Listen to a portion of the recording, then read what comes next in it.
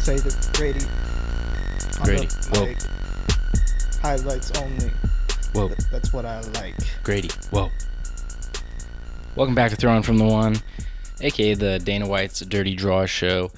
Episode 36 of Throwing from the One, the final weekly installment. Rip. Meh. Gonna miss the Sad. podcast. Before Jeremy. We probably spent like 2 hours actually, or 2 days actually filming the podcast. At least. Yeah. At least. Well, I don't know about filming, but yes, recording. We might have spent a day or two just on since the video versions, which is partly a commentary on our workflow efficiency here, and partly And social lives. Partly a commentary. True. This is what we do. But Jeremy, like you said to me wisely a few weeks ago, can you even have a conversation in this year and not record it for a podcast? No. So that's what we do. Joined today by founding host of the podcast, Grady, whose face you may or may not be able to make out. He's a little easier to see in Who wouldn't the recognize studio that lights. face? We'll be joined soon by the voice of Sailor Grady as well. As a matter of fact, I'll go ahead and give Grady a ring right now. The anticipation. It is building. Planning on spending most of the show on Grady takes, I would imagine. Just kind of let him carry the way. Hello. Grady. Grady, how's it going, buddy? What's up, fellas? Where are you at right now, dog? Newport, Rhode Island. Oh, nice. Oh, that is a change. I still thought My it was... cousin is actually based out of there at the exact same time. Ooh. Look out for Brendan Tower. He's also in the Navy in Newport, Rhode Island. Do you know what his job is? He's like in a second down submarine captain or something. Oh shit, that's pretty cool. Yeah, he's been in the Navy for like 10, 15 years already, so. Yeah, I haven't seen any submarines yet. I know. Friend of the podcast, Alex Wong, just came through and said hi, Grady. Hello? Can you hear us? Yeah, wait, 1 second. I'm gonna try to turn the in-call volume up like a shut ton. Okay, do that. Alright, well, I put it on speaker, so... Word, how much do you have to say about the Seahawks / the NFL? I mean, we haven't talked to you about anything in forever, but we just did a whole big football show. Not a ton. I mean, yeah, I don't know. The Seahawks, I feel like they have a lot of young talent. They'll probably be alright next year, but the Rams are still nasty. And then, I mean, I don't know. The Pats, fucking good at football. Yeah, they are pretty good, and they seem to show no signs of slowing down somehow. Grady, what's the deal with LeBron? This is like one of the first topics on our list, and one that is near and dear to your heart. Just like, is that age? Are the Lakers? They can't be that much worse than the Cavs. Like, what's the deal, dude? Shit, I don't know. I think there's a lot of factors. His age is, I'm not gonna say not a factor, but at the same time, he's not playing well or motivated to play well, and that team is just dysfunctional. I think LeBron, I don't know, in a bad situation, he kind of makes it worse. He's not always positive energy for a team. But then again, you could definitely say the same thing about Kobe and Jordan and stuff. It's not looking good because he's got the 4-year contract. I don't really see where the Lakers go. Well, that's the thing. They kind of get Anthony Davis. Yeah, they need to do something like that. Which is, if you're AD, are you really going to be I'm going to go play with LeBron, 36-year-old LeBron and Lonzo? And I guess Brandon Ingram will come back next year, but Lonzo and Brandon Ingram won't be there. You don't think they'll re-sign Brandon Ingram? I think they'll trade those guys for Anthony Davis. Unless he gets all the way to free agency, obviously. Yeah, I don't think you have the trade value with just Lonzo and Brandon Ingram, honestly. Yeah, I mean, I think if the Lakers are getting Anthony Davis done, it's going to be in free agency, pending, other movement around the league. But I also just think that he's probably gonna get to free agency because if there was no offers for him last season, I don't know whose offer is getting that much better. The Celtics maybe, but who knows? But now that he's demanded a trade, it probably doesn't take quite the same because like everybody knows he's leaving in a year if they don't win a championship or something ridiculous that the Pelicans never will. Well, but he demanded a trade ahead of during the season. That's not new to the equation. Wait, say again? He demanded a trade during the season, though. So, like, when the Celtics and Lakers and all these other teams were first knocking on the door, he had already killed his public value in that way. No, I know, but I'm saying, like, it's not going back up. Like, I don't know, maybe they want to sit and, like, mull over the offers and stuff. Yeah, I don't know. I don't see, like, it's one of those situations where like, I don't see a package you could put together for Anthony, like, from any team right now, really. But at the same time, if you're the Pelicans, like, you're going to get nothing if you don't move them. I think they're probably going to get nothing. Deadlines are important. Yeah, I think they had to get it done at the trade deadline for whatever they could have got, and I just don't. I can't imagine.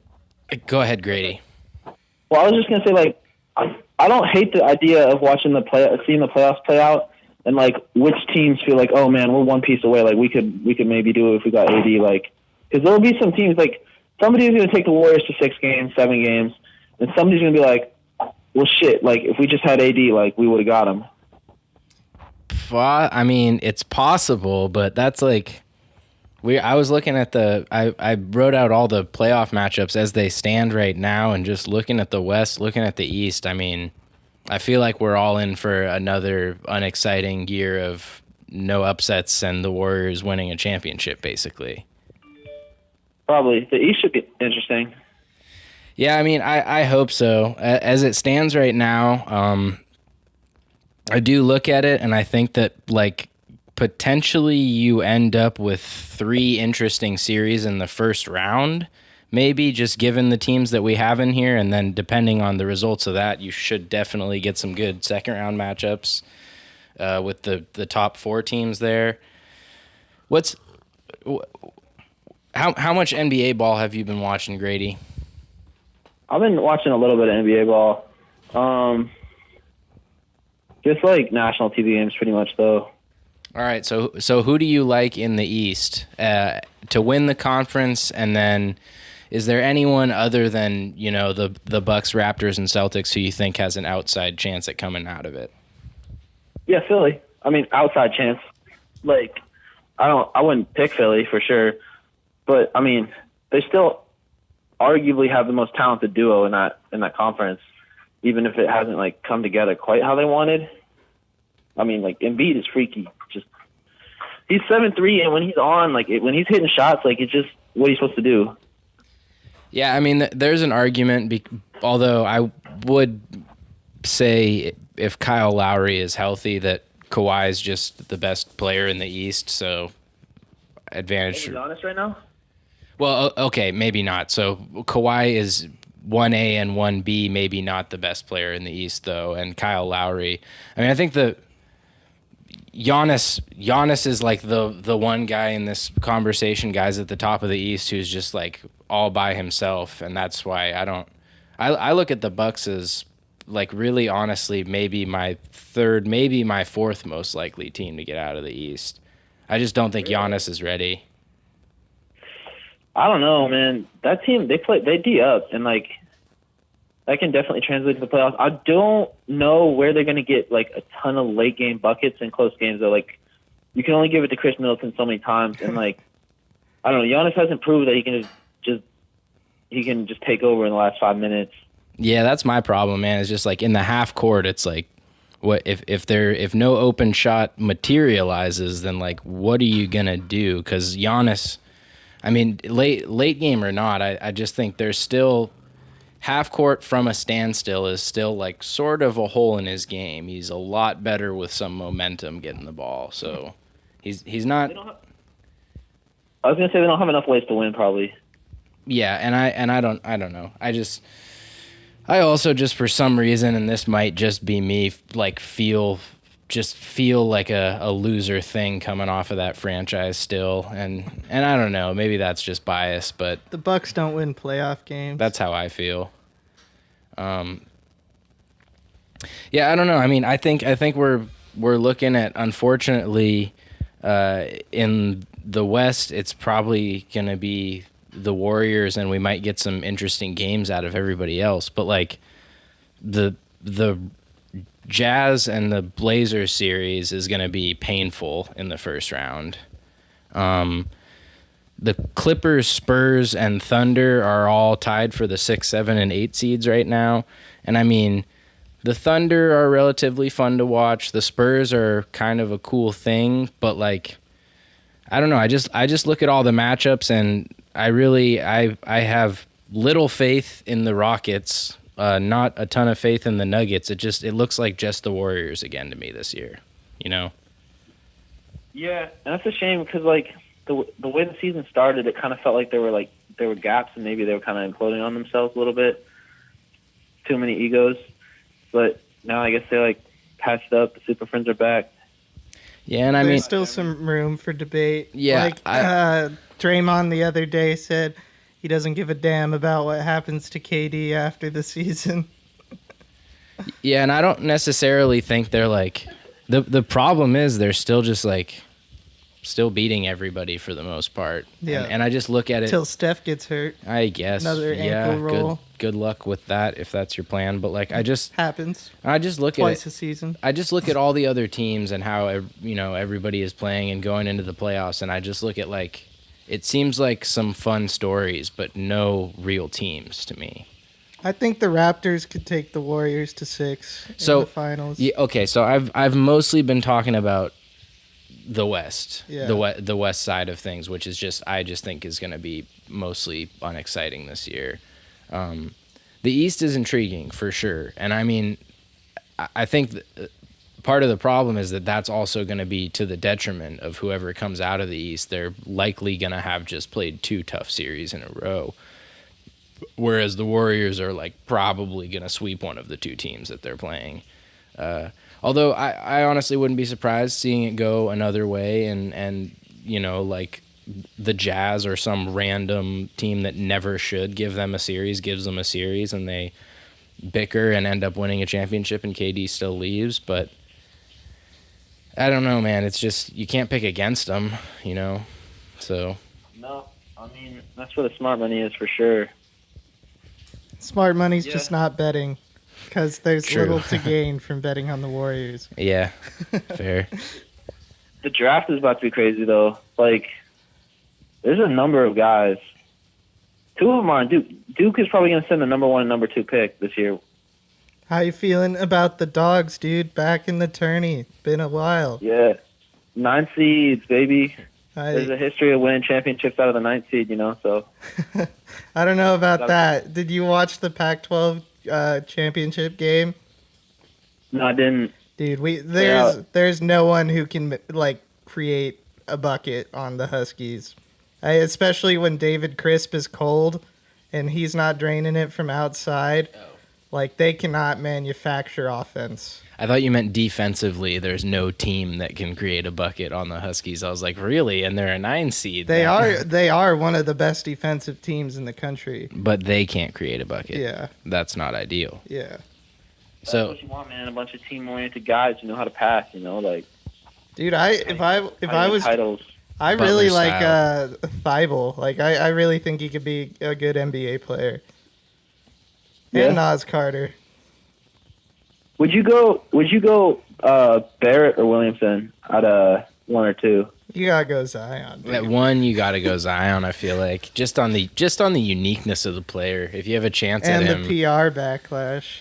Yeah, if anyone had the number 1 pick and they didn't pick Zion, their fans would be pissed. Yeah, also true. I mean, and yeah, that is a factor, I guess. That's fair, but I mean, here's the thing I look at, like, guys, like, everybody, like, when they find some, like, super athletic player in college, right, everybody always gets like, oh, we'll just teach him to shoot. Like, he'll come into the NBA and, like, he'll learn to be a shooter. And sometimes it works really well. Like, Kawhi Leonard's a good example of that. Paul George a little bit. Jaylen Brown. But then a lot of times, like, they'll develop their shot, but they'll never really be elite. Like, RJ Barrett is going to be an elite shooter, it looks like. Like, he's gonna hit shots. Like, I think he's almost a surefire, like, 17 to 20 is, like, the worst he could be, like, for a career average, kind of. Like, he puts the ball in the bucket. Like, obviously he's not the physical, like, freak that Zion is, but I don't know. I honestly, I think it's more of a debate than people give him credit. Like, RJ Barrett is nasty, and he is jamming on people. He's not. It's not like he can't get up.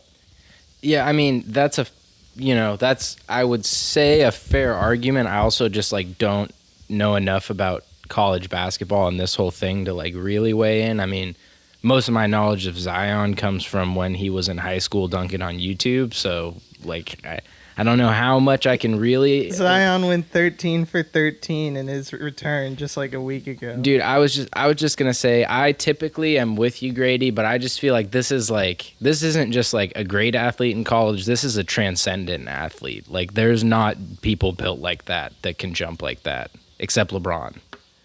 I mean, he's 280 pounds, like, and he can fly. That's terrifying. Whoosh. You say you like, you haven't really paid attention to him since, like, high school. It's pretty much been the same thing at Duke. Like, he's pretty much just jamming off wheels. I know. That's what I was talking to Diana the other day about Zion and about how, like, a lot of the time these prospects are, like, a long time coming, and it's just like his entire life he's been dunking on kids and he's been the biggest, strongest, fastest guy. The difference with Zion is that then he got to Duke and he was the biggest, strongest, fastest guy all the time in the ACC still. And he's still going to be one of the biggest, fastest, strongest guys like, in the NBA. As soon as he steps on the court, which is terrifying. And he's 19. Yeah. So that's the other thing is I look at him and, like, he has an unbelievable body if he's in the NBA today, much less once he develops, you know. And I do, honestly, I'm starting to come around on it, but, like, I'm a little nervous just about the weight, just from a perspective that, like, he's super heavy and he jumps really high. Is that going to tear up his knees? I mean, he's blowing out Nikes. Is he going to blow out Achilles tendons or whatever, you know? Is he going to Greg Oden? Yeah, but not, you know, so soon or in that way.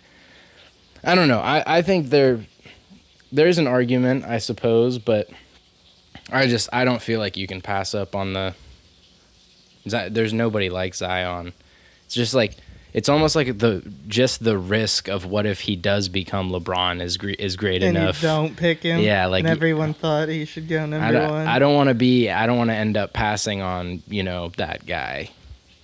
Yeah, end up on all the, like, YouTube videos, like, all the highlights, and, like, this team passing, yeah, that shit. Yeah, Zion won. And I was gonna say, you would end up in, like, NBA Films documentaries if it goes terribly. Which I don't necessarily think this kid is that player. Like, I just don't know, and I tend to. You'd have to bet against him being LeBron good. Well, yeah. But I heard what someone said on the radio. It was like, I see his floor as Blake Griffin, and, like, if your floor is Blake Griffin, roughly, yeah, that's fair too. Yeah, no, I don't disagree with that, but at the same time, like. No, yeah, I would pick Zion. I can't argue against it, honestly. I was just kind of playing devil's advocate. I like RJ. I like whoever gets second is not going to be disappointed, though. Like, he's 6'9", shooting, flying around there. He can pass. Like, he can handle the ball. Like, he's a complete pass. Like, he'll come in, and I think, like, barring some, like, very unexpected type, like, Markelle Fultz mental problems, like, he should. If he gets less than 15 his first year, like, I'll be shocked, honestly. Yeah, basically. I mean, it also, you know, it depends on the situation as well. Which that is one thing. If the Knicks manage to get lucky in the lottery / the NBA manages to rig it effectively so they can trade Zion to the Pelicans. Oh, one of those cards has been Yep. weird. So they can trade the number, I say Zion, but so they can trade the number one pick to the Pelicans, and then we have a potential AD, Kyrie, KD situation in New York next summer. 2 max deals. I don't know about you. Oh, sorry, Jeremy. Were we talking? I was just quoting Kyrie from the All-Star game to KD. 2 max deals. All I know is like if I was any of those players, I would not be interested in playing for the Knicks. The Knicks, dog. James Dolan. Functional. James Dolan. I watched a James Right. Dolan interview the other day, and I was like, he seems like an unlikable guy.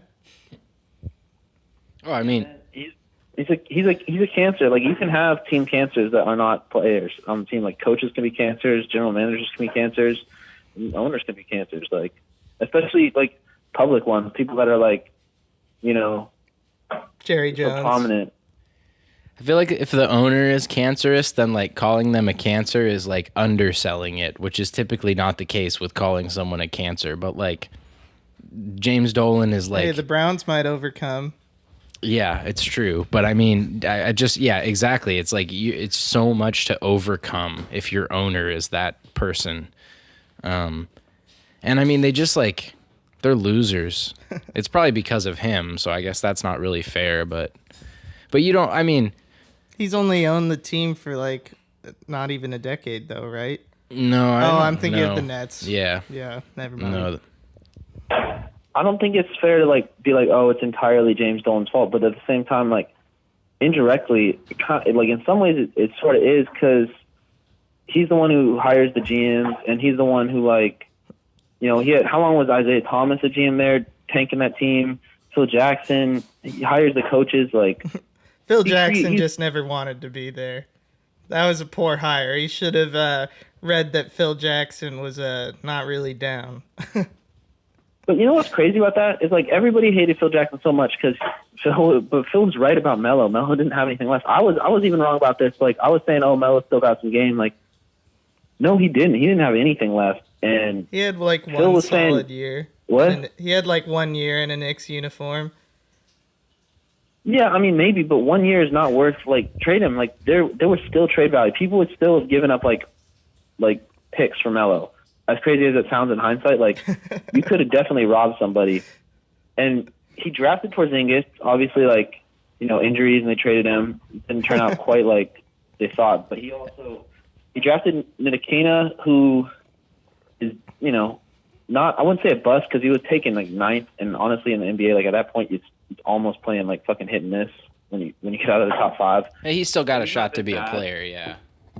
He's not terrible. He's just like I had high expectations watching him in college, and he didn't draft Kevin Knox. I don't know who the new GM is now, but Kevin Knox was like the Phil Jackson like residue that he left, like the legacy as being like a New York GM, like it looked a lot worse in the media than it actually was. He was apparently falling asleep during player workouts. Yeah, the pick. So the Porzingis pick was like actually, I think I give him credit for that pick. Pingus. No, I give him credit for that pick, much less taken away from him because he's gone now. But I also do think that was like, my recollection is that like basketball and business moves aside, that situation was like pretty poisonous and he was a part of it. And I also, given his personality / ego, can totally see that being a thing. Because like you don't, even if your GM is Phil Jackson, you don't necessarily want your GM like walking up, putting his hand on guys' backs and telling them everything he knows about basketball every day. Or you definitely don't want him doing the opposite and falling asleep during stuff. Which I invented the triangle offense. Yeah. Have you heard of the triangle offense? I'm not saying it was a good hire. I just think like the combination of like the toxic environment in New York and like the just general dysfunction. If I was a free agent of any value, I wouldn't be thinking about New York right now. Like, so when you say the toxic environment in New York, do you mean the Knicks environment though, or like the environment of New York City? Because I think the actual big city lights are like one of the things that is attracting these guys, particularly Kyrie and KD. Yeah, I definitely mean the Knicks. I mean, in general, New York sports are kind of like in a rut right now for the most part. But you'd be crazy to be like, oh, people don't want to play in New York. People definitely want to go to New York. Like, I'm not saying that at all. I'm just saying like the Knicks specifically. Like I know everything in Boston is not all like, you know, roses and cream kind of like a situation, but like I think that's a product of how high the expectations were. But if I was Kyrie, like, things in Boston are going to definitely be better than they are in New York right now. Like, even if you're heading to New York to team up with KD and potentially Anthony Davis or Zion, it's a tough sell. But does that even beat the Warriors? Well, I guess the Warriors break up automatic because no KD.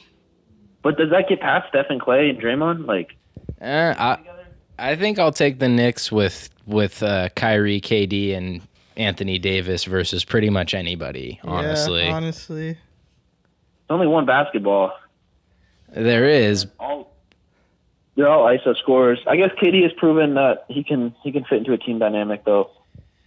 Yeah, so I definitely don't think it's out of the question that, like, Kyrie, KD, and Anthony Davis show up there, start bickering over the ball, and then Kyrie starts talking about how he wants to leave and you can't tell him what to do and where he wants to be. I hate Thanksgiving. And he hates Thanksgiving because that's just what Kyrie does now, apparently. Kyrie, I didn't hear about it. He hates Thanksgiving? He said, fuck Thanksgiving, leaving the locker room on Thanksgiving, and some cameras caught it.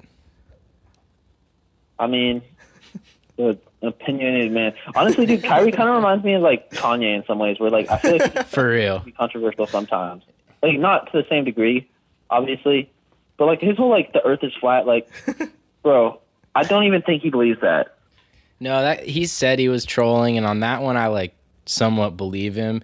But, I mean, even still, I just, like, don't want my best player in the NBA or any professional sport to be a troll as a grown man. slash like, he also, like, he's slash like star of your New York-based franchise. I don't know. He just, like, I mean, he's so, his body language is bad. He's like, yeah, it's everything, man. Like, F Thanksgiving, like, who says that? He's, like, grumpy walking into the arena. He, like, gets the ABC camera in his face, and he's like, I hate this shit. This is why I can't wait to be done playing. Like, really, dude? You can't wait to be done playing? Then stop playing. Yeah, like, you got the money. God, it's such a burden for Kyrie, dude. It's been getting increasingly hard for me to root for the guy, honestly. Like, Kyrie could have been the favorite player. The Kyrie could have been every kid's favorite player, and he was, but, like, he just has made himself so unlikable. Yeah. But he's so saucy, like, he would have drawn the kids, but yeah, fuck Thanksgiving and all that. Mm-hmm. Is he unrestricted right now, or well, I mean, after the season? Yes, he will be. Yeah, I don't know. I could see him moving. I still see, like, all right, but what did the Knicks give to get Anthony Davis? Kevin Knox obviously is part of that package. He has to be. You're not making that trade for anybody else. But Kevin Knox, like, you can find, if you're the Knicks, you can find something better than Kevin Knox. And a draft pick, I guess you said Zion, yeah. Well, so that's actually pretty hefty. Like a solid young, bright future rookie, and then fucking a potentially generational player. Yeah, I mean, Zion is the linchpin for them to trade for him, I think. If they don't do well in the lottery, although I haven't looked in a while. I mean, last I checked they were like 6th worst in the league or something, but I can't imagine they've won like a single game since then. So if they were, you talked about how this is a nasty draft, like, it's still a good offer if they can manage to get up into the top 3, and that's, assuming that whoever else gets those top 3 picks are keeping their guys, which they would, because none of the other worst teams in the league are trying to trade for trade for AD next offseason. So yeah, they can put an offer together. But I mean, I also just think it's not unlikely at all that this guy gets to free agency, because it seems like any of the teams. I mean, you just who can put a good enough offer together that will be able to re-sign him. Okay, but if you're the Pelicans and you're to the All-Star break next season and you're not making the playoffs again, there's absolutely no incentive to keep him. Well, but I mean, that's fair, but there's also absolutely no incentive for a team that he's not going to re-sign with to trade, like, even a second for him. Well, yeah, no, if you were trading for him at that point, obviously you'd want to talk to him and his agent before and be like, you're going to sign with us, right? Well, and you know, we'll see, because I mean, I suppose it's possible at the deadline. Unless he really goes to a contender like a Kawhi rental this season. Yeah, someone could rent him for sure. There's always the Paul George argument where, like, the Thunder, they brought him in, and he ended up, you know, liking the team, liking playing with Russ, liking the city, I'm assuming. Like, I don't know about that last hey, maybe if we get him for half a season, maybe he'll just, like, love it here. Maybe he'll decide to resign, like, even if he doesn't want to at first. Like, so I think he still has value next All-Star break. Obviously, it's dive bombs after. I mean, as soon as the Pelicans are out of contention for anything next year, which is fairly likely to happen pretty early on. Yeah, I would agree with that. I just totally lost my train of thought. I don't know where I was going. I had something about cities that would trade for him and convincing him to resign, but yeah, no, never mind. That's totally gone. Good. Yes, quite good. The Clippers. What about them? I don't know. They're LA. They're kind of the Lakers. Is that a possibility for him? I don't know. They're in the playoffs. That doesn't sound like it sounds like a no from me, about Jeremy. Davis and Zubats, dude. No, that's. It would be fun. Davis and Zubats, yeah, the real Twin Towers. Forget DeMarcus Cousins, bro, and that whole thing. I'm playing obvious. Like, I don't know. I think it's not a great situation for Anthony either, because like he probably there's a good chance he's in New Orleans at least another half season. But I don't know if the Pelicans don't fuck this up completely, I would try to trade him, because they're not making the playoffs. Like, I can't think of anybody the Pelicans could reasonably add without giving up Anthony Davis that would make them any type of contender at all. Well, giving up Anthony Davis means they wouldn't be a contender either. So KD. No, I mean, I think they've pretty much proved / he has pretty much proved that Anthony Davis in New Orleans is not enough to get anything done, because they've had chances, and never gotten anything done. Yeah, I mean, it's. I guess the more I think about it, they really just have to trade him at the deadline next year at the latest, no matter what. But I don't know. I think it's more likely that he's getting dealt this offseason and somebody is going to make a deal for him. Because assuming that there are teams that he would be willing to sign with right now that could trade for him. Anybody. Well, no, but they have to be the same ones that could trade for him, right? But assuming any of the teams that he would sign with can make a trade this offseason, then if I'm New Orleans, frankly, I want to be drafting as many guys as I can, much less having him around at the beginning of next offseason. Like, both in the rebuild. Yeah, it's time. Yeah, it's time to get, young guys on the floor and start losing some games, to be honest. All right, you bunch of yellow bellies, get out there and lose some basketball games. Well, it's like, what's the wins above replacement for Anthony Davis for them, in the NBA? Yeah, seriously. However many wins they have, that's his war. The Pelicans win like 15 games next year. It's like, no, I mean, he makes a difference in their draft position, even by being there for half a season, and that's not even the important thing. The important part, I think, is that he's playing and young guys aren't, and also he's just. It just can't be good it's not good for him. It's not good for the team.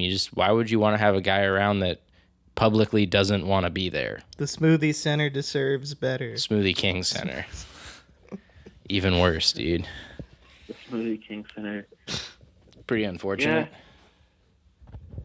Yeah, that is an unfortunately named stadium for sure. I don't know. Are there any other moves besides the Lakers potentially trading LeBron? What? Shake. I think the Lakers, they might have to look at trading LeBron this offseason, honestly. Grady's on the train.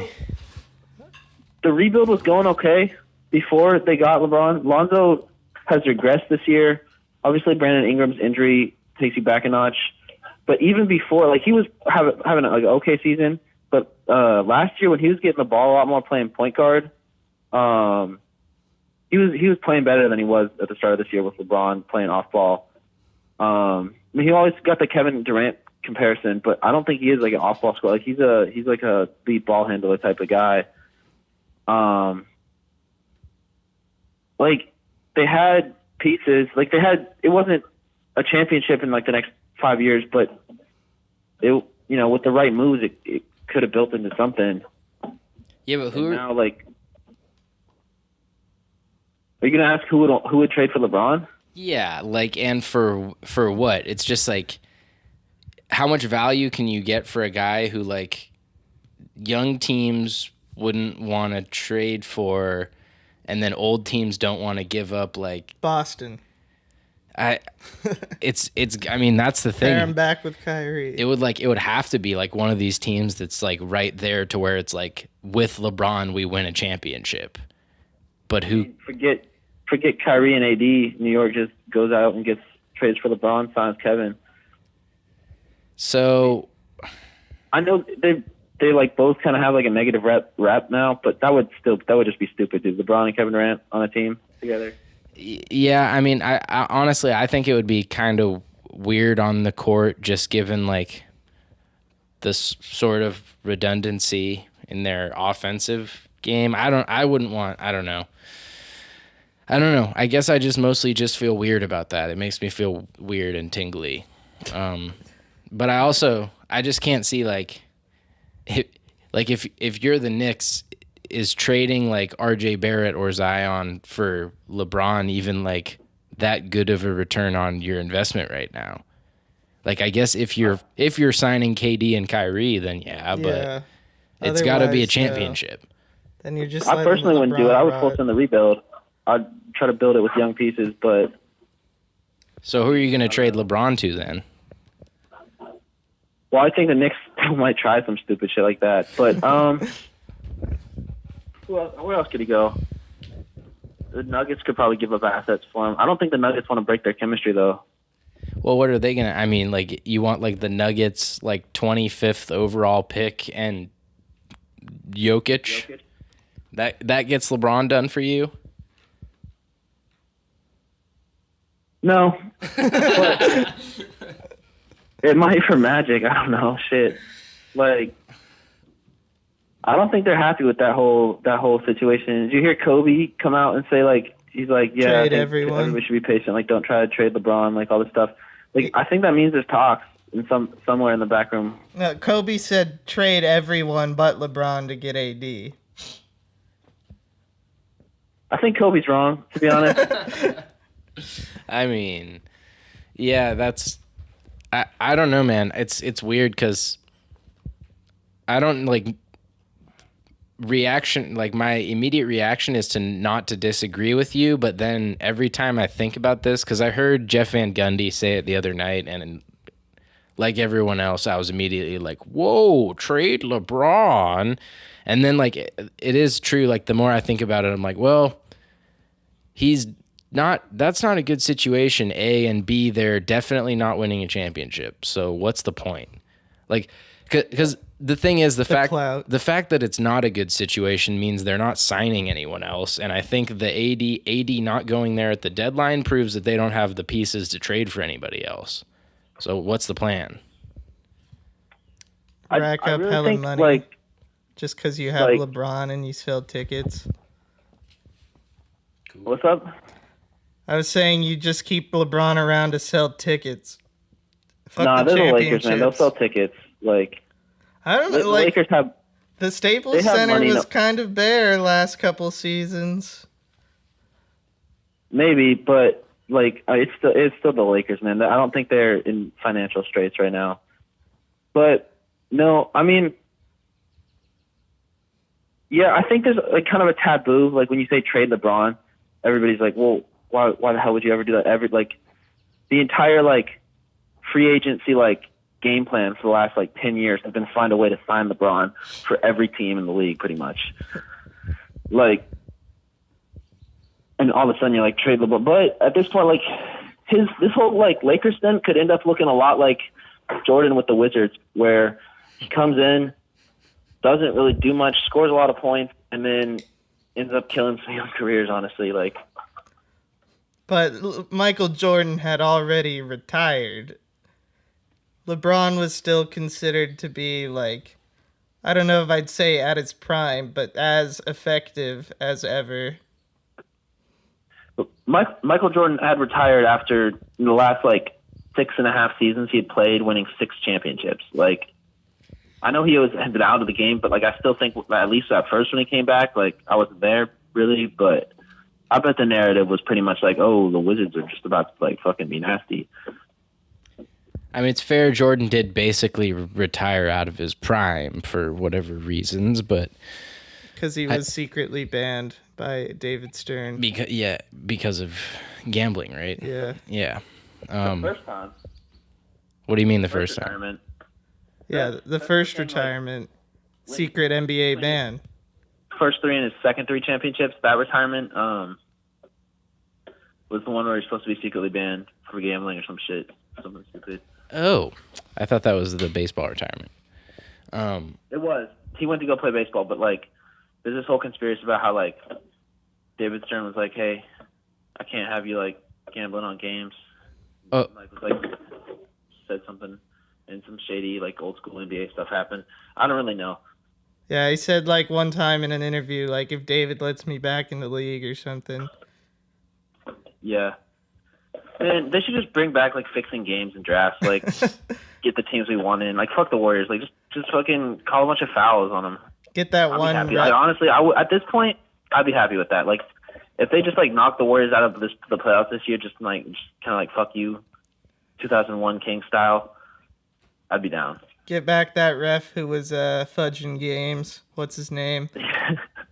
Bring him back just for one series. Yeah. He runs a sports gambling website now. Nice. called like Picks from the Ref or something like that. Or like the Inside Pick or something. I saw it on so bad. ESPN or saying that out of the 32 games that it was believed his associates bet on where he was reffing, that the calls favored the team he was betting on, like 29 of them. Oh yeah, I mean there's some crazy, like they were fixing the games. Yeah, the good old days, man. Yeah, I suppose. How do you feel about Nick Collison Day in Oklahoma City? They have a Nick Collison Day in Oklahoma City? Yeah, so yesterday at the Thunder game, they retired his jersey, and the mayor announced that it was a citywide Nick Collison Day. Oh my god. Really? Yeah. Nick Collison. Yes, the Nick Collison. The one and only. The last true Sonic. I mean, good for Nick. I suppose.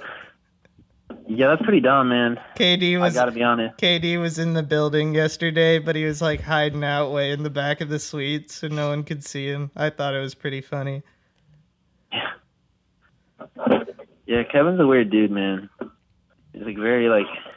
He's awkward. Just like you and me, dude. He drinks beer and plays 2Ks with his friends. Probably. Just like us. Just like us. Oh my god. Except he's 6'9" and can fucking ball. Somewhat. Yeah, just like me, I suppose. So, Grady. I hadn't, blown out my knee. Probably be up there with the Warriors too. Yeah. Grady, what has been the Celtics' problem this season? I mean, I don't know. I guess I don't know how you were feeling about them ahead of the season, but I thought they were going to consistently be better than they have been, and I think pretty much everyone did. Yeah, I thought they'd be better than they have been. I think that's part of the problem. Is not the entire problem, but the expectations were really high. Like going into the season, it was like the Celtics and the Warriors. Those are the teams, right? Like all the young players were supposed to just fucking ball. You're getting Gordon Hayward back, and obviously, like it's been tough for him coming back from an injury, coming into kind of like a weird like dynamic there. Like Kyrie's been butthurt pretty much the whole year.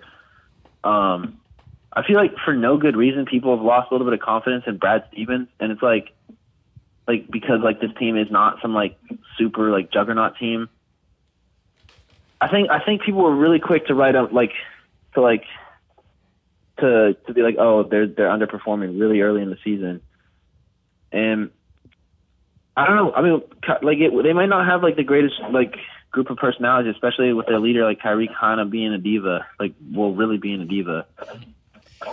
Yeah, I mean, I think they definitely don't have the greatest group of personalities, but I also, I don't know. I mean, isn't it fair to criticize Brad Stevens? Like, part of his job is to unite those personalities. So, like, if they have a chemistry problem, isn't that kind of the coach's fault at some level? That's entirely what Steve Kerr does. Yeah, he's literally just like the lubricant. Yep. Steve Kerr, aka the lube, the big lube. I would honestly argue though, like there's still a pretty decent shot that the Celtics are going to the finals this year. Like, I would definitely not be shocked by that. Like, well, so that's my other thing, dude. Is that like you said the expectations were high and everything, which is true, but like, was that wrong? I mean, like we given the season they've played, we both still feel like they. I mean, you feel like no, actually, I don't feel like they should, but given the season they've played, I think is the only reason I'm not saying they should be in the Eastern Conference Finals. Like I think they have the best roster in the East, and I thought they had the best coach, so like I think they should be the best team. I don't feel like that's overly high expectations. No, I mean, no, I would say like, but it was more than that. There was definitely like a vibe around them before the season where they were going to be like this super team. And I think, honestly, I mean, the kids need a little more time. People were premature with like, oh, Jason Tatum just going to like Scott. Like a lot of dudes hit like a little bit of a wall in their second year. And he hasn't played bad, but like he hasn't just like leapt like, in this insane amount, which everybody kind of just assumed would happen. It felt like. And Horford's gotten older. Horford is an underratedly huge part of that team. Like, a lot of the playoff games, they were almost completely running their offense through Horford last year. Like, Terry was balling, and the kids were playing good, but like when they needed buckets, it was Big Al time. Like for most of the playoffs last year. And I mean, he's gotten older. He's not playing as good as usual. He's like he's a glue guy for sure. Yeah, I mean, I don't know. I look up and down the roster, and I just looking back at like, I mean, you mentioned Tatum and not taking a step forward. Hayward has been largely useless for a lot of the year, which is like, I mean, worst case scenario, not what I was expecting coming off the injury. I thought like, yeah, he'll be slower, but he'll still be like a good guy to have around. You can still put him in one spot. Yeah. He'll shoot the ball. Like he's been a lot of the season, he's been terrible shooting, terrible defensively. Yeah. And like only recently have I started to feel good about his like contribution to the offense in terms of passing and everything like that. Kyrie has been a somewhat of a nightmare from a personality standpoint. Terry Rozier has been mostly invisible. He went back to being the Terry Rozier of before last season. Yeah, the rookie Terry. I mean, I look at it as like, I mean, it's just like almost everybody on the roster has either regressed or not developed, I feel like. And I don't know. I mean, obviously Hayward's regressed from what he was, but I don't put a ton of stock into that. Like I still think like he's got some good years left. I think he just needs to string some good games together and get his confidence up. I still think he's like a very talented player. And then Tatum, in hindsight at least, I'm not surprised about. Like, dudes hit a wall in their second year. Like Donovan Mitchell, I was like, I was all over Donovan Mitchell last year.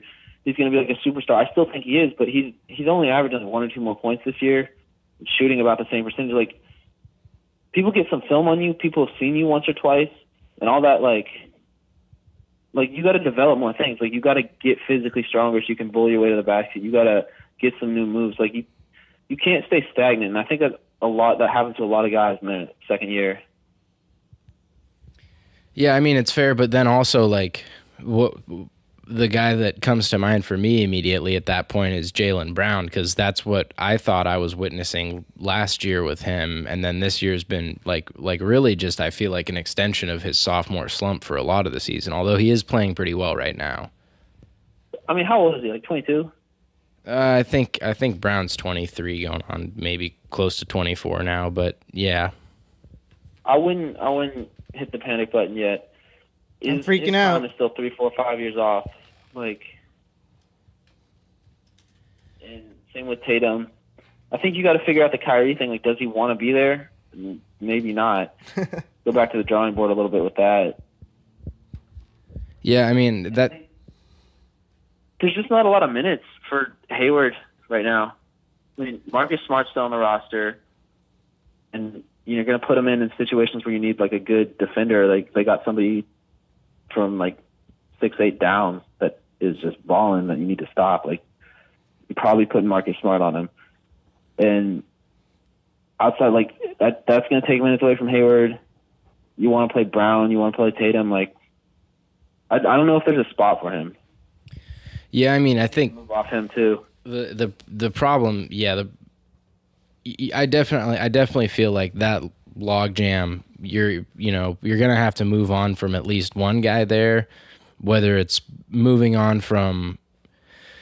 sacrificing, like maybe what Marcus Morris can give you right now to develop Jaylen Brown more and play him more and bet on Gordon Hayward, or going for it right now and giving up on Gordon Hayward. I think they need to make a move in the middle of the roster there. And then my concern is just that, like, if Kyrie leaves because the situation isn't good enough right now, like how much better are you gonna get at any time soon? Is it, just back to hoping that Tatum becomes good enough to be the number one and then we need one more free agent, or like, without Kyrie, all of a sudden it feels like there's a lot less there.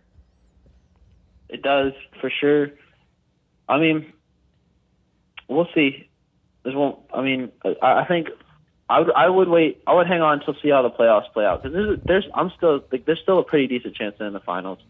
I see Celtics, Raptors, and Bucks, and like, if you told me any of those teams made it, I wouldn't be surprised at all. If you told me the Sixers made it, I wouldn't be that surprised. Like, I'll probably pick the Raptors right now, followed by the Bucks, but the Celtics are definitely like a close third. They're not some trash team out here. Yeah, I can definitely see anything happening in the East. And I also can definitely see if the Celtics, even take the Warriors to 6 games, Kyrie coming out all rosy about their future and their chances and re-signing with the team, because the guy just like changes his mind every single day. See, he's going to say that, and then like a month later, he's going to sign with the Knicks. Yeah, I mean, until the ink is dry, for sure, I'm scared. He's like, wait, it's still wet. No. Yeah, like smudges his name out, lights the contract on fire. Whoa, Jeremy. Until the ink is dry with a no trade clause, then I'm not feeling sure about Kyrie. I'm having second thoughts. Trade me. Ultimately, Grady, whether it's Kyrie moving, KD leaving the Warriors, etc., are we looking at a different NBA next year for what feels like the first time in years, or is it going to be a repeat of this pick's? Fingers crossed. What's your outlook on some actually meaningful moves going down in the NBA this offseason? A half decade is long enough. It fucking better be. Like, KD's got to leave. He's got to save the NBA, man. So he's already tried so hard to destroy it. Yeah, I mean, it does kind of come down to whether or not the Warriors break up. But what's your obviously we all, literally almost everybody, wants him to leave. What's your confidence that that's actually going to happen, or is this drama just going to, simmer back down? I think this is actually a pretty decent. I think he might resign. I mean, someone's going to leave.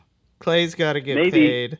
Maybe, man. Winning a ring every year is kind of nice, though. You got to be fair to that. That's what I was just going to say. But at one point, is 4 not enough to be like, all right, I have my share of rings, I'm going to go get paid? You would think, but also like you would have, assuming thing, and is it even, I mean, what is even the reward at that point?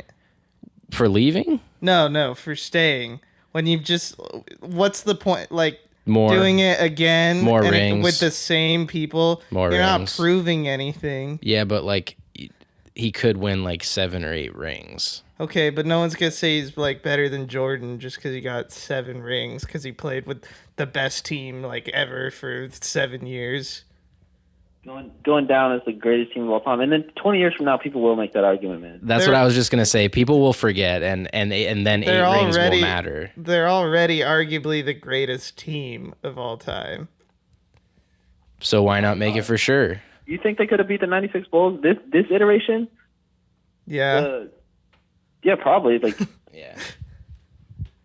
Yeah, I mean, they put up 73 wins minus KD. Steph would have scored like 100 points per game in that series on Steve Kerr.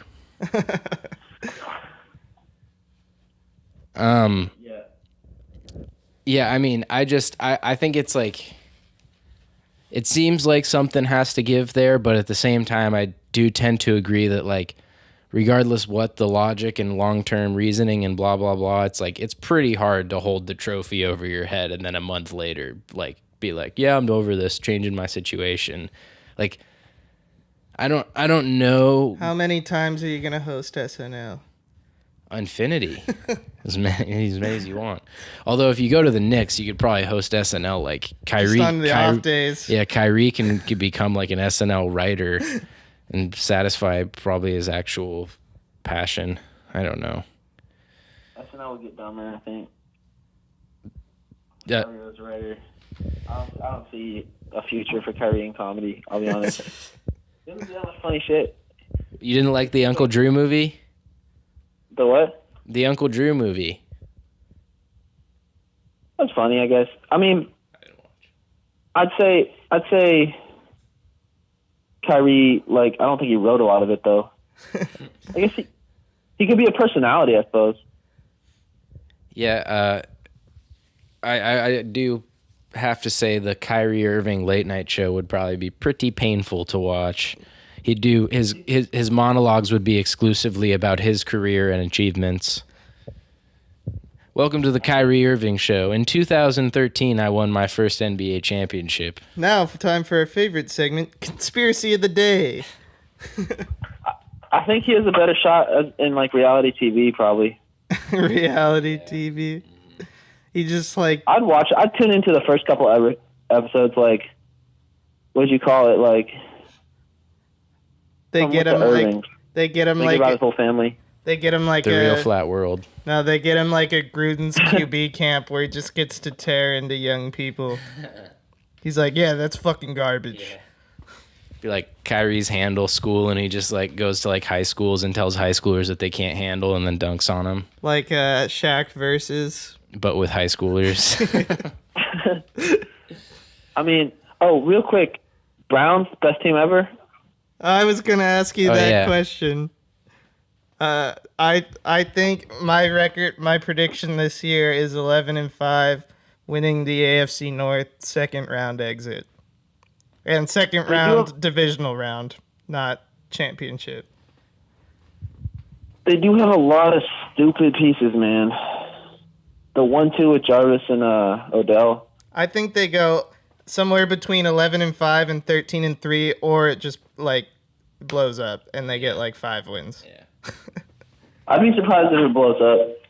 I think Baker Mayfield's like really good, as much as I've doubted him in the past. No, it'd be a purely chemistry, hating each other thing. Yeah, that's my only hesitation is the coach having literally no experience going into a situation with this much talent where like if they go 1-5, then people could start getting really bitter really quick, or 2-3 even, whatever. Like if they end up below 500 at some point, like people start getting, because people A would start getting bitter, but B, I think that would be accelerated by the fact that everyone would feel the slide towards Brownsiness coming on.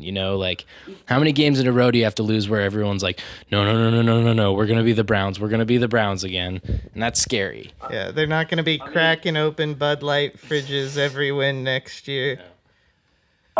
Can Browns fans still get bitter? Like, is that a thing still? I feel like at this point they can't, like, you can't be upset with like a bad Brown season.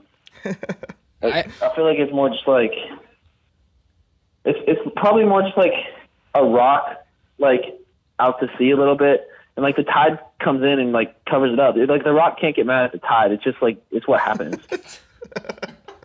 What an analogy. That's okay. I mean, You made me wet. I'm with you, but what if all of a sudden the rock gets like huge to the point where it should be taller than the high tide, and then all of a sudden the tide comes in and the rock falls apart, and now it's just a bunch of rocks under the water?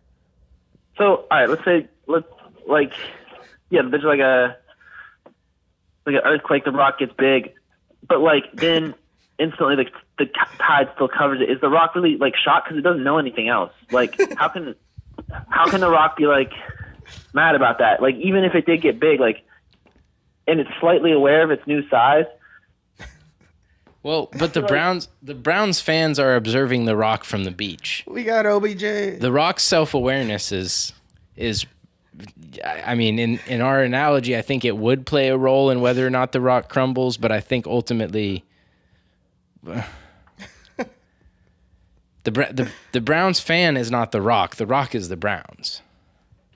Fair enough. And the tide is Everyone else losing. Like if you're a Browns fan watching from the beach, right, and you see this rock like all of a sudden like grow taller, well, you're hopeful, right? You're like, oh, maybe the rock can like Stay not dry. get covered up by the tide this time. But when it happens, you're not like gonna be like, oh, I'm shocked by this event, this unexpected event.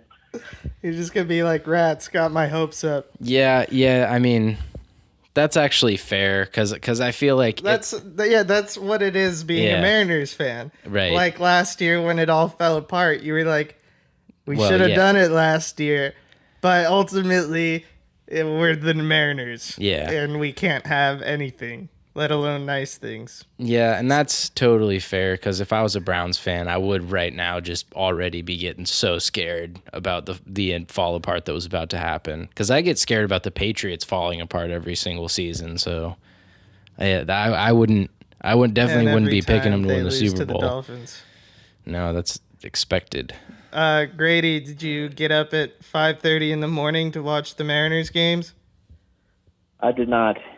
So you're not a true baseball fan. 2-0, dude. 2-0. Fuck with us. Hey. It's really had to happen this year. Of all the years, this is the year we go on the run. That would be that would be quite impressive. Watching I made it through like the first 4 innings of both games, and like it really like hit home. I was like, wow, there's like 3 people left. Mitch Haniger, D. Gordon, and Marco Gonzalez. Like, that's it. Kyle Seager's out right now with a hand injury, too, so he's not even there. It's, like, literally them. It was a nice moment for Ichiro. Yeah, no, that was super dope. It would have been cool if he could have got a hit. He only had 3 at-bats. Mariners season highlight. He did get a walk and made 1 routine play. Well, that's about what you want. It was fine. Yeah, that sounds like he didn't make any like bad errors / strikeout every time. Good job, Ichiro. That's all you can ask for out of a 46-year-old. Too old, way too old. He played 8 years in Japan and 19 in the big leagues. Yeah. His professional baseball career has been like over 25 years. That's pretty wild. Yeah, that's just stupid. Did you hear about Mike Trout's deal? No. How much? Like 12 years, like $435 million. Oh, Jesus. Yeah. Damn. Yeah, baseball money is pretty dumb, dude. He topped Bryce Harper by $100 million. Jesus Christ, dude. For 12, that's a year less too, right? No, Bryce Harper's was 10 years. Oh, okay. I thought it was 13 for some reason. The AV is still higher, though, yeah. How old is Mike Trout? He's got to be late 20s at this point. Yeah, I don't know, 26 or something. I mean, the deal's 27. 20, 27. So, yeah, the deal takes him to 40, basically. This is a career deal. Here's $500 million. Play for our team. I legitimately like I can't stand that shit. Like I would not sign someone for 12 years almost no matter what. Like when there's no salary cap though, I mean, I don't care. It's the owner's money. Too much risk. I don't know. Like you get injured, and then you just pay him and sell more LA Angels hats and make up for it. Yeah, we're about to be paying $28 million a season for Felix to sit at his couch. That's money well spent. Yeah. How much? We're still paying Cano. Yeah, most of it, not all of it. Yeah. I said when that happened, though, I was just like, what the fuck are we doing? We're signing a 32-year-old for 10 years. Was he really 32 at the time? No, he couldn't have been 32. He was. Because I remember looking at being like, by the time he's 37, he's going to be pretty much done. Like, we literally signed him for, like, 5 years, and we're just like, hey, we'll give you double the money for those years, though. It's like, you want double money? Here you go. I remember the day that trade went down, I was like, what? The Mariners don't get Robinson Canos. That's not what we do. We don't get exciting players like who are like the top free agent on the market. What? I remember being at my friend's house playing MLB The Show after that, like right after that. The Show, dude. And, classic. Some dude was like yelling at him on the mic about being like a bandwagon fan for playing with the Mariners. Impossible. Bandwagon Mariners fan. Impossible. That's weird. Yeah. No, I mean, bro, they were destined to win a championship. Cano was the piece they needed. Yeah. It's only by the grace of God that it didn't happen. That team was stacked, like unbeatable. Couldn't make a playoff. Not even a play-in game. Well, I guess the play-in game didn't exist then. Most of it didn't. Yeah, the play-in game was recent. So someday, like we have to do something someday, just by like probability. If you're Kyler Murray, Grady, you playing baseball or football? Baseball. Based on the, he's like you're wrong because he's playing football. Unless he just loves football, man. Well, I mean, I say you play football when you're going number 1 overall. I think the assumption is that he loves football, and it's not. I mean, it's not like this guy. It's not like he's gonna be in the majors even in the next like 3 years. Wasn't he a top 5 MLB pick though too? Yeah, but he still is was considered fairly raw talent. Like no one expected him to be in the majors for a few years. Maybe, but the money in baseball is stupid. Your body doesn't get broken down. If it pans out though, I mean, he's now going to the NFL and gonna get like $25 million regardless of if he does anything in football, whereas he could have gone to baseball and made like $1 million a season if it never. He could have done like a Deion Sanders, Bill Jackson thing. Yeah, he could still. I don't know if you can do that at quarterback. Yeah, or in 2019. I don't know if you could do it today. Like I don't know if the teams would let it happen today. They won't even let Patrick Mahomes play pickup basketball. Yeah, exactly. The Chiefs banned Patrick Mahomes from playing Y ball. Why? Because they don't want him getting hurt. Still though, I just feel like fuck that. How can they ban that? It must be in his contract somewhere, like no dangerous activities. Yeah. It's like Malik McDowell, the Seahawks second round draft pick a couple years ago, who hurt himself in an ATV accident. He didn't get like any money. They were like, can't do that. Give us our money back. Like what's gonna happen to Tom Brady with all his skiing activities? Bigger. Faster. Less, slower. Sit on couch. Wear Uggs.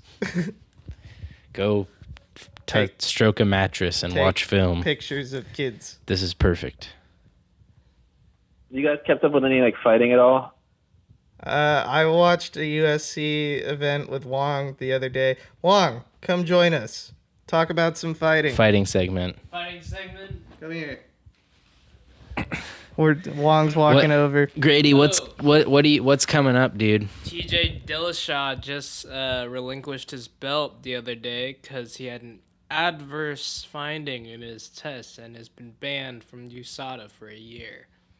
Did you catch that, Grady? Whack. We don't know what it is yet. Yeah, TJ Dillashaw just gave up the bantamweight. Yeah, bantamweight belt. Not as bad because he's coming off getting knocked the fuck out by Henry Cejudo when he tried to go down to 125. John Jones has been back for 2 fights. And a record. People, what? A record. Personal best. What's your opinion on whether or not the UFC unfairly favors John Jones?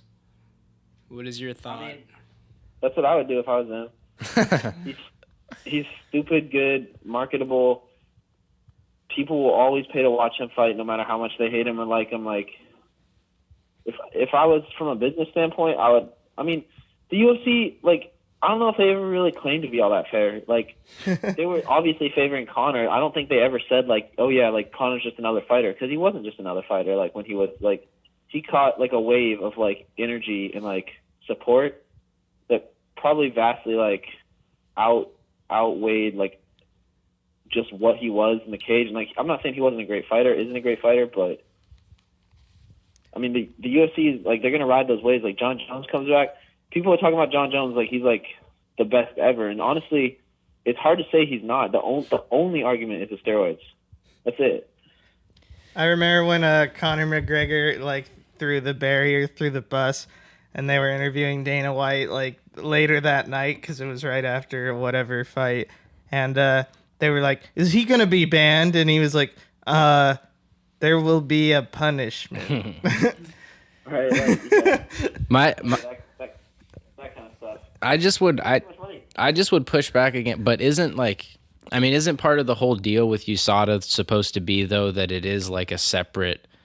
I mean, I know that they like, technically speaking, they literally just do the testing, but like, from the outside, my view of the whole thing has been that like part of the reason why USADA has been effective in UFC has been that it's like this third party separate, here's what's going to happen, and then there's no monkey business thing. Or on the take, because it wasn't USADA who found the picograms. They test the same samples, the same test, but it wasn't USADA. It was the other testing agency. I can't even remember. The Nevada State Athletic Commission. No, it was another like independent one. I think it could have been Nevada State, but I think it's another independent agency.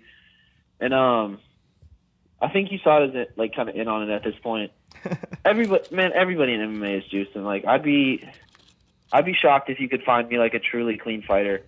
Like, everybody's like, oh, the tests are so good, like they can catch everything. But I mean, for every new development they make in testing, like somebody's a step ahead, making something that like is untraceable. Mexican beef. Yeah, dude, Mexican beef, bro. Or you just have a good ass excuse.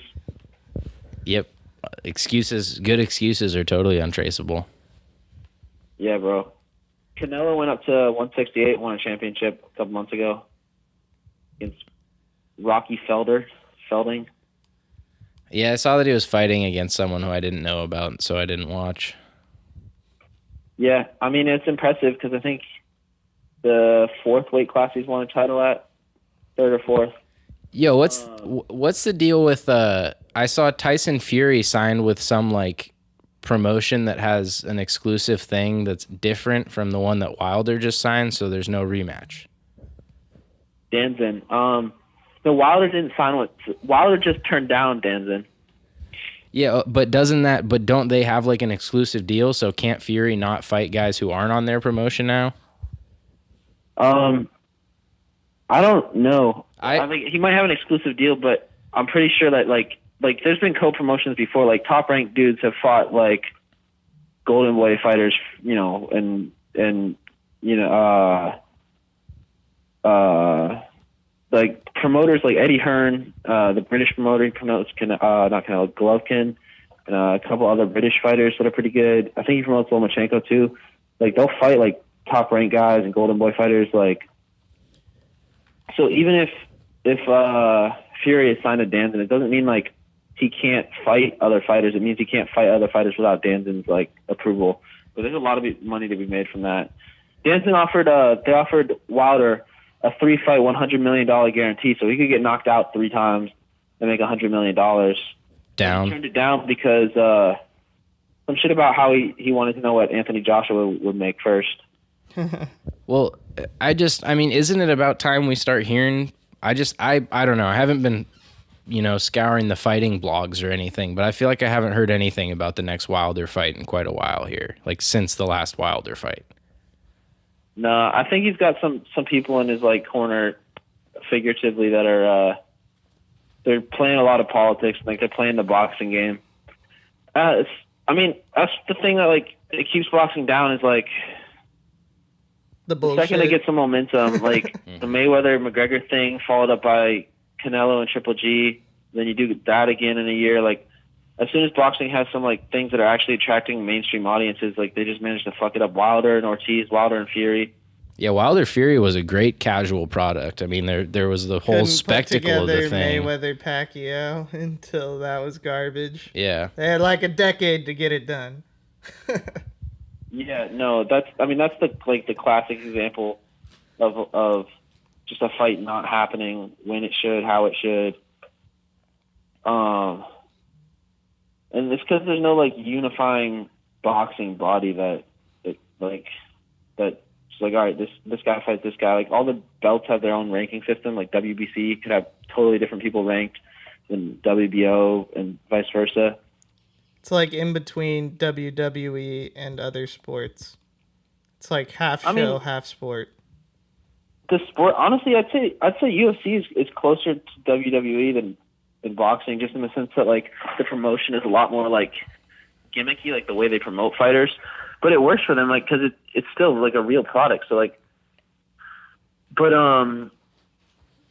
like boxing, like I don't know, it tries to be this like highbrow intellectual sport, while at the same time being super greedy and like kind of people just want to see the best fight. People know the names Deontay Wilder, Anthony Joshua, Tyson Fury. They want to see them all like knock each other the fuck out.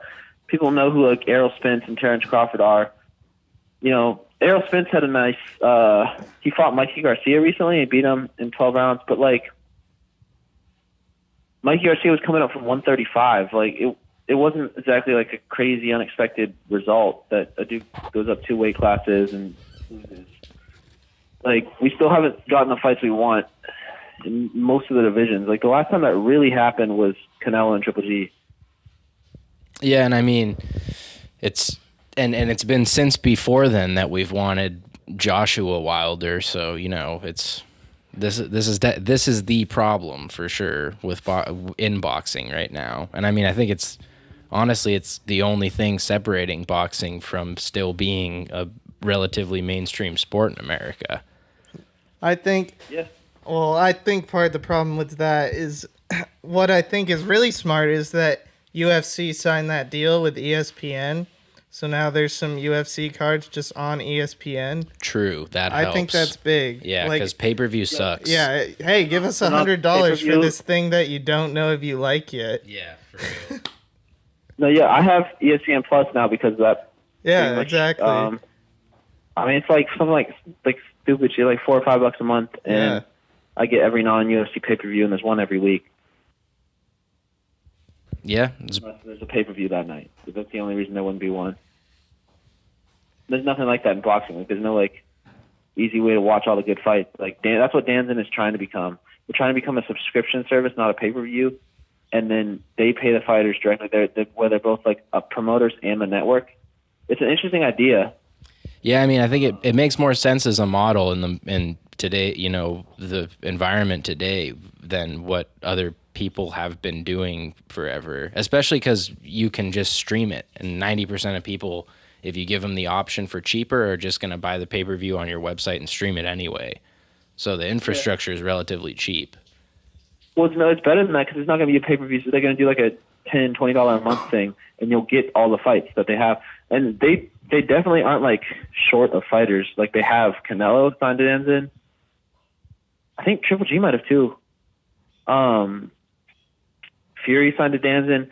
I think they're in talks with Joshua. Wilder just turned him down, but like that just might mean they have to come back to him with a different offer. Well, I mean, I'm rooting for him because I'm rooting for the sport and for less BS in the sport because, you know, as a casual boxing fan, it just like it makes it that much harder to stay in tune with what's going on when like nothing I care about happens for 2 months, and then the only thing that does happen that I care about. You're lucky. Yeah, well, right, but then like the only thing that I do care about that happens, I'm like, oh man, that's bullshit. Why are they doing that? You know, like it's like there's too much bad news. There's not enough excitement for sure. Yeah. Michael Bennett rap battling Vanessa Hudgens. I gotta tune into that. Michael Bennett is rap battling who? Vanessa Hudgens. Bro. Dope. Raw. Do you see Tyron Woodley lost recently to Kamaru Usman? Negative.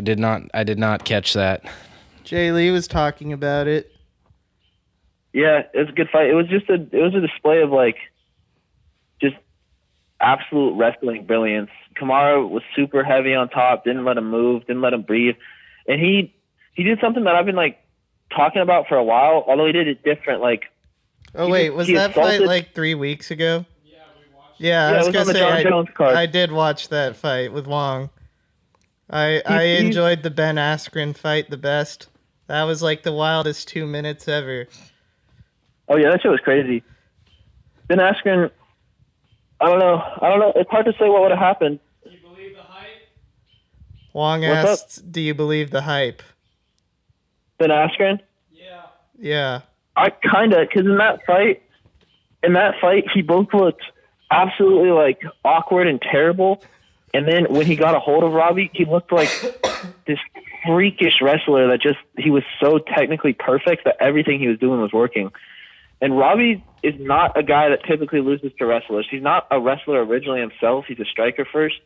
But Robbie has developed some of the best takedown defense, some of the best wrestling defense. And usually if you beat Robbie Lawler, you beat him on your feet. You just outstrike him. Like Nick Diaz has done it. Tyron Woodley knocks him out. But that's not what happened. Ben just, his wrestling looked phenomenal. But the first couple of minutes, he looked like, before he got him on the cage, he looked awkward. It looked like he was about to lose in like 2 minutes, and then 2 minutes later, he had won. Yeah. That's what I was saying. I had never seen a fight flip that crazy, like within one round. The first round. It's part of what's fun about UFC though. Is like one knee or elbow can change everything. Call it with Askren on the ground, and then 2 minutes later it was called the other way around. Yeah, that's the beauty of MMA. There's so many ways to win a fight. I mean, you just go look at the first Chael Sonnen Anderson Silva fight. He literally takes him down, beats him up on his feet, takes him down, lays on him for 5 3/4 rounds, and then he ends up getting choked out in the last like 2 minutes, loses the fight because he taps when he had been dominating for 24 minutes, 23 minutes. Tough. Yep. A puncher's chance, as they say. That is what they say.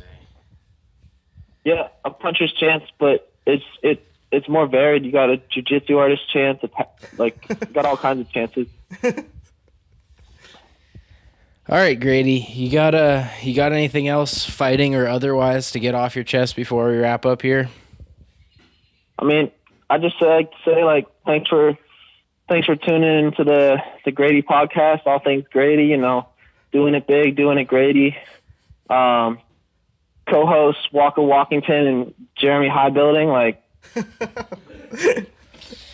Very true. It's a good show. It's good to be back. I'm sure, like, we're probably looking a couple million views on this episode. So, you know, show some love. We just put Grady in the tags. I need the cash. Yeah, it should be up above a million or two hits in the first couple of days here with Grady in the tags for sure. People will be happy that you're back, given that it is the Grady podcast for sure. Grady. I think that's how you should start the show. Like, it should start with that chant from Jeremy and like a cool like drum beat. Yeah, we'll see about starting this bad boy up with a Grady chant. Going away from the tip. Going wrong for sure. No, I can't see it going terribly wrong. Yeah, and I mean, with that, I think we are wrapped up. Episode 36. It's been a little over a year of Thrown from the One on a roughly weekly basis, minus summer. Yeah, and it's been a fun ride. Still like us on Facebook. Still subscribe on the YouTube. We will be keeping it up with some kind of content. Thrown from the One blog coming soon. Sketch comedy. Probably this weekend we'll start the blog up. Can I get on that? I have some articles I'll be down to write.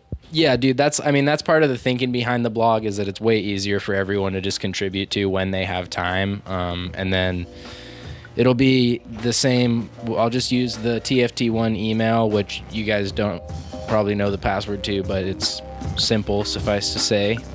Try hacking us, I dare you. But Password what? You'd be surprised. But 100 I eat ass. it's not. But anyway, yeah. So stay tuned to the Facebook page. We'll post an update about the blogger there. Grady will contribute, so we'll get some regular Grady content back. Jeremy will be there. I'll be there. It'll be a great time. It's been a great time. I think we're out. Yep. One last party cast.